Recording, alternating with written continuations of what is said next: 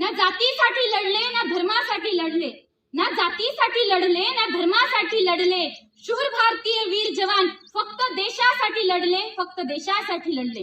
असेच देशासाठी आपले प्राण पणाला लावून जेव्हा एक सैनिक सीमेवर लढता लढता शहीद होतो तेव्हा त्याच्या घरची परिस्थिती कशी होते हे मी तुमच्या समोर थोडक्यातच एका कवितेच्या माध्यमातून सादर करणार आहे. ही कविता अनामिका अंबर यांनी लिहिलेली आहे. या कवितेत एक 8 वर्षाचा लहान मुलगा दिवाळीत आपले वडील घरी का नाही आले म्हणून एक साधासा प्रश्न आपल्या आईसमोर मांडत असतो की आई, बाबा घरी का नाही आले, दिवाळीत यावेळेस बाबा घरी का नाही आले. आणि त्याच्या आईला कळतं की आपला पती हा देशेवर सीमेवर लढता लढता शहीद झाला आहे, पण ही गोष्ट ती त्याला सांगू शकत नाही आणि तीच या गीतात मांडलेली आहे. गीताला सुरुवात करते. चारों तरफ उजाला पर अंधेरी रात थी, चारों तरफ उजाला पर अंधेरी रात थी, जब वो हुआ शहीद उन दिनों की बात थी, जब वो हुआ शहीद उन दिनों की बात थी.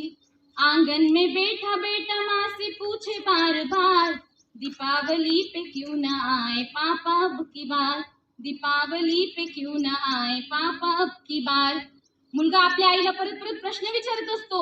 आपल्या आईची अवस्था बघून 2 दिवसापासून तो आपल्या आईला बघत असतो. आईची अवस्था बघून तो आईचं वर्णन थोडक्यात करतो. ते असं, माँ क्यों न तूने आज भी बिंदिया लगाई है, माँ क्यों न तूने आज भी बिंदिया लगाई है दोनों हाथ थाली ना मेहंदी रचाई है, बिछिया भी नहीं पाँव में बिखरे से बाल है, लगती थी कितनी प्यारी अब ये कैसा हाल है, कुमकुम के बिना सूना सा लगता है श्रृंगार, दीपावली पे क्यों न आए पापा अब की बार, दीपावली पे क्यों न आए पापा अब की बार.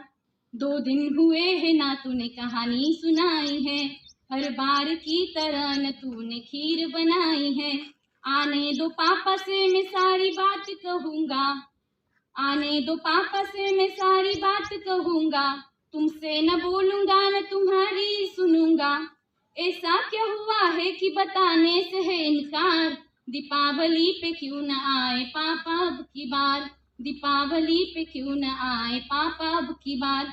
त्या मुलाच्या नशिबाची विटंबना तर बघा. जेव्हा तो आपल्या आईला परत परत प्रश्न विचारत असतो तेव्हाच पूछ ही रहा था बेटा जिस पिता के लिए, पूछ ही रहा था बेटा जिस पिता के लिए, जुड़ने लगी थी लकड़ियां उसके चिता के लिए, जुड़ने लगी थी लकड़ियां उसके चिता के लिए. पूछते पूछते वह हो गया निराश, पूछते पूछते वह हो गया निराश, जब आंगन में उसने देखी अपने पिता की लाश, जब आंगन में उसने देखी अपने पिता की लाश.